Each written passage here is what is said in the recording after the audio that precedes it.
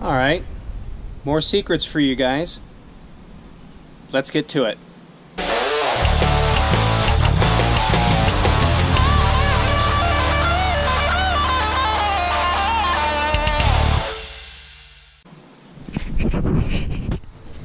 All right, by popular request, I'm getting back in the car to give you guys some more Model 3 secrets. So I've been asked a few times about the visors. So let's see, there's a bit of sun, so there's a little bit of glare. I apologize, but I'll show you. This is probably more clear. The visor is actually curved to match the this support here. Kind of nice. When you flip them down and flip them forward, that curve actually it sort of is at the same line as the windshield, so just kind of a nice look in the car. The convenience mirror or vanity mirror is flips down with this little flap here. You flip it down, but you can also then flip it up so it's not hanging there. So you open it and lay it like that. Obviously you've got the vanity lights, and when they come on sort of softly, so pretty nice. And here's a neat little tip or trick that I figured out just the other day with these visors. So when you pull it out, now I tried this initially like this, that when you're looking up at the glass roof, there are times that the sunlight is coming in and it's a little bit glaring, even though the glass roof is indeed tinted. And I tried moving the visor to block that, but it hits over here. But if you flip it down, then you can swing it around and block where the sun glares at you through the roof. And then this question was asked, do they telescope or slide? And yes, they do. It's roughly 3.5 inches of slide, which from the side you can see that you've got that open area, so it slides enough to completely cover it. But again, it's pretty nice because you can flip it and slide it and use it to block the sun that's glaring at you through the glass roof. And I never noticed anyone pointing that out before, so that's really a nice feature. Also, when it's all the way over, you can kind of tuck it up just a little bit, and it will increase the amount of sun blocking you have there at the very side. But again, when you're driving and the sun's glaring down in your eyes, you can use that. Pretty nice that it's not just for the windshield or the side window, that you can use it for the roof as well. So we'll flip that back up. Dome lights. They are soft to turn off. There's on, again, soft to turn off. This is hazards. So that gives you the hazard lights there.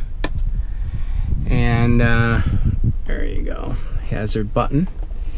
Let's see, rear view mirror. I'm not too thrilled with it. I mean, it's sleek and it looks nice, but the view through the back window really isn't the greatest. So it is what it is. Let's see, one other kind of neat thing. This is an interesting secret for you guys. Or you know what? I'll save that for the end of the video. Maybe somebody can tell me what this is, but I found a neat little sort of, not really an Easter egg, but a thing in the screen that I'll show you near the end. It was asked about this grill up front here. See if I can get the camera down close. This is a fabric mesh grill. If I remember correctly, I believe there's 4 speakers under this grill that goes the full length across the windshield here, way at the front edge of the dash. I know there are speakers under there. How many, I'm not sure. I believe there is 13 speakers to this the stereo system in this car, so that would leave 4 speakers up here because there are 3 in each, 3 for each side. A pillar up here, a pillar in the door, and then mid-range in the lower part of the door on each side, and then the rear doors each have a tweeter, and then the rear deck has 2 speakers, and then there's a subwoofer. So if it's 13 speakers, that means that there must be 4 speakers across there. When I do the video on the stereo system, I will find out definitively on that for you guys. Dash vent. This is kind of cool. So if you look down, straight down into this vertical vent, you see there's a bunch of little sort of slots. The way the dash vent works is air comes out of this slot and blows horizontally toward you, and then another stream of air comes vertically out of the front slot here, and the interaction of those two streams of air will adjust the height up and down of where the stream of air comes out.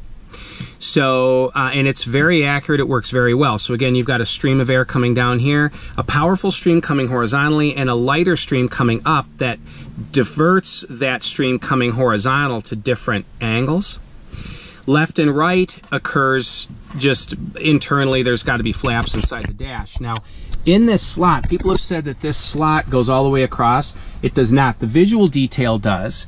However, the HVAC vent, it's very difficult to see. The lighting's bad. I can barely see it, but the HVAC vent starts, let me pull the camera back, right here and goes across to there. From this point over, right behind the screen, there is no airflow. There's an air vent from this point over to here, and then on the very side, see if I can shade the sun, if you can see there. Can't quite see. Yeah, there we go. Now you can see it. There's this separate little side port. You can see the divider for it right there. And that blows air toward the side to defrost the side window. Little secret for you. So I'll open the glove box. Let me pull some stuff out of there. You don't need to see my junk in the glove box, but all right. So the way you open the glove box on the screen, the car icon, glove box. So there's inside the glove box for you, and there is a glove box convenience light, which is nice. And the glove box is felt lined. It's actually pretty decent in size. I don't know if you can see up in there at all. It is blocked off completely at the top here. So when you close the glove box door, this little flap right here, you can see that, there's the flap. So this flap right here flips backward when the door gets shut. And that flipping backward blocks things from falling inside the dashboard. I've had cars that you close the glove box and things fall into the dash. That can't happen here. There is no manual button to open the glove box. Again, it's 2 taps on the screen. So vehicle icon, glove box. Not the most convenient thing, but it's not the end of the world. So that's the glove box. Okay, I'm going to move around outside and show you guys the door trim that was asked about. So I've got some sun glare here. I think I'll go around to the other side where we won't have so much glare. All right, see if that's a little bit better. When you open the door, you'll notice that the window pops down just a touch. So that's to bring the window down to clear the chrome trim. So it pops down, you open it, and the door seals. Somebody had asked about the seals. So this is the door seal itself. Let's see if I can get where you can see. It's a flap. That flap goes all the way up and around, and there we go. There's a good view. So the flap continues around that corner, and so it runs full diameter of the door, obviously. And it seems to be a very good system, high quality foam rubber. And again, obviously goes all the way around. There are additional rubber extensions here. Let's see here. There is an air vent hole in the rubber right there. Now the door, as far as the door seals, here's the body door seal here. And up to this rubber part that sort of mates the end of that door gasket, that extruded door gasket, with the window seal, and also seals against the body line right there.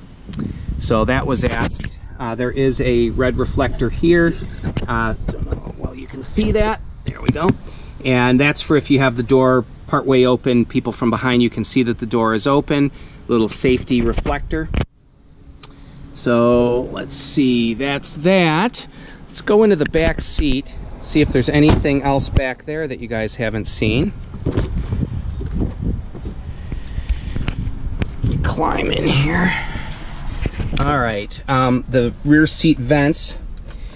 So they're individually left and right adjustable, and obviously up and down. USB charging ports, I think I pointed that out in the last video. Now, if you look, my ugly chicken legs here, people have commented that your thighs don't lay flat on the seat. That is true. Let's see if I can get a better view of that here. The floor height is kind of high, but in this car, there's a lot of room for your feet. When you move your feet forward, your thighs get much closer to the bottom of the seat. Also, since there's no hump in the floor, it's a lot easier to either cross your legs, which isn't the most comfortable thing, but you know, teenagers will typically do that, or also to put one other foot kind of forward, or I mean, it's just, there's a lot of foot room. So the fact that your thighs don't lay flat against the seat, you know, you can move your legs around, and that does help offset for some of that. Admittedly, I would like my thighs down on the bottom of the seat, but the seats are relatively level in order to give the seat backs convenient room to fold down. So I'll go ahead and fold them down. I do have some plastic bins in the trunk, so I apologize. You'll see some storage bins back there, but there's a release handle here. You pull the release handle, the seat folds down. So again, there's some plastic bins in the trunk, but you can see the trunk floor transition. This is a cover that goes over the wheel well in the trunk. That's normally not there, so you would have this panel right to the back of the seat, and it's a pretty flat transition. So the seat bottom, that Tesla did not kick the seat bottom up for thigh comfort, because if that were the case, then the seat back would lay like that. But instead, Tesla wanted the seat back to go as flat as possible. They've made it very clear that they want you to be able to lay down in the car should you want to go camping in it.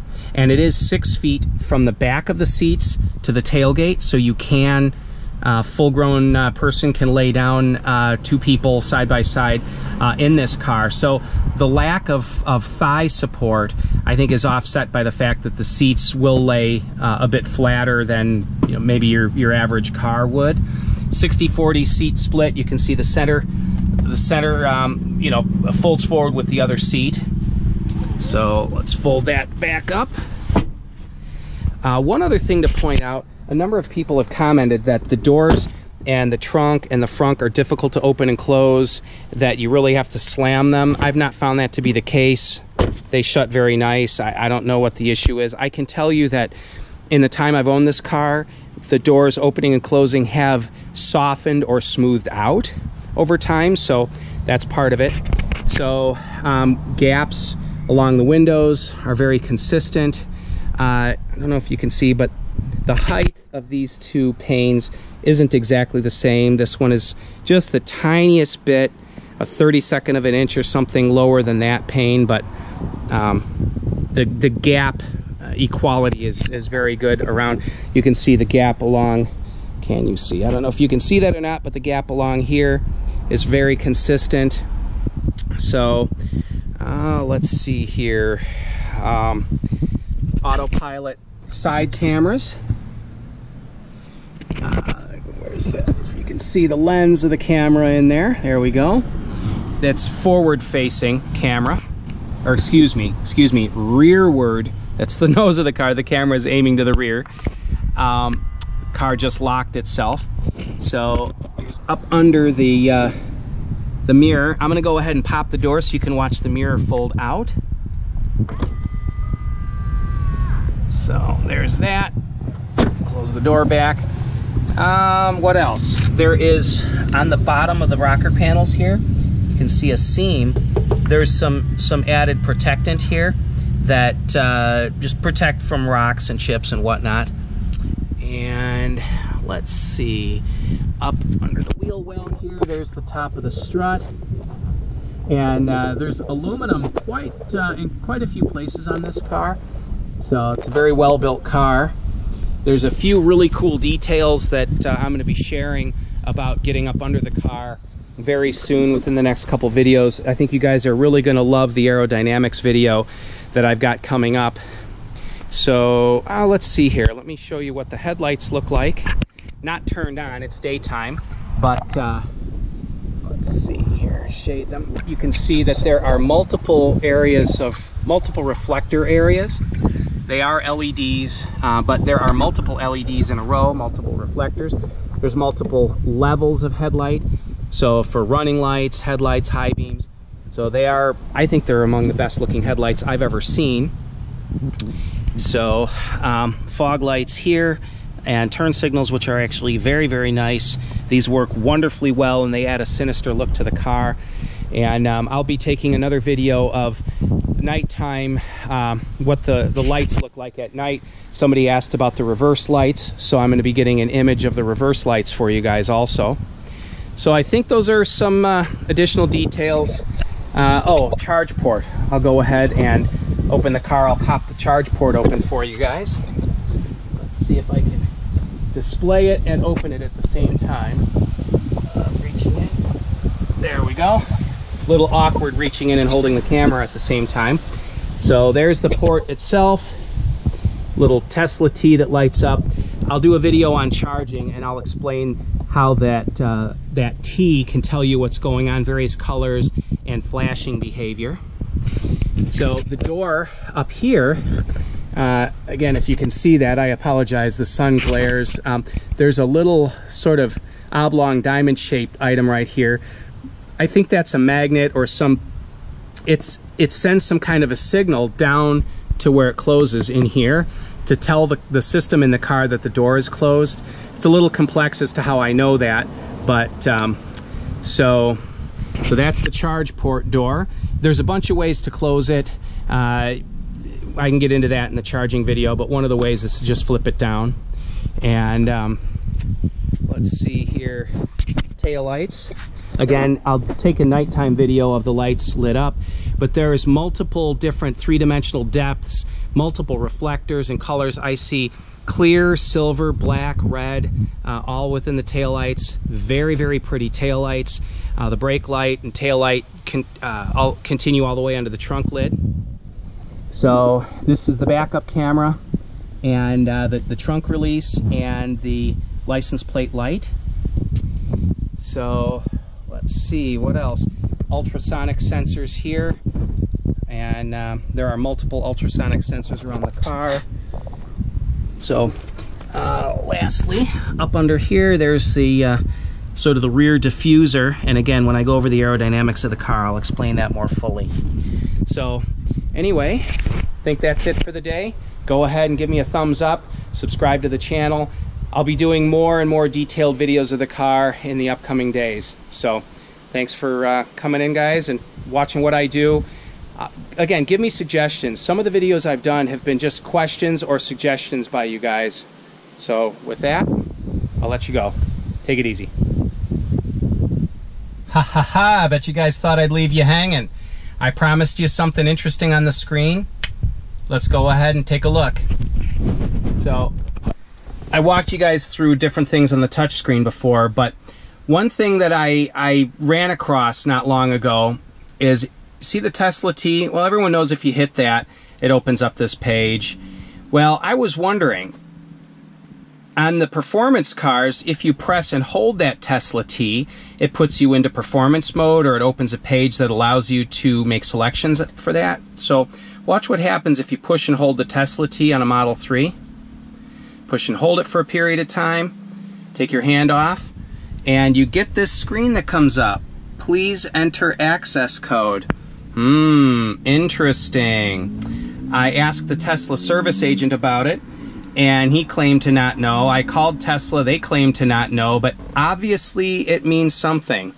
So maybe fodder for some computer hacker to figure out, but who knows what that does. Kind of interesting. So I thought, you know what, you guys would get a kick out of seeing it, and I've typed various codes in to see if it did anything. Obviously, the odds are 1 in 1 in 10,000 I'd get it right. But anyway, thought you guys would get a kick out of that. So give me a thumbs up, like and subscribe, and more videos to come soon. Take it easy, guys.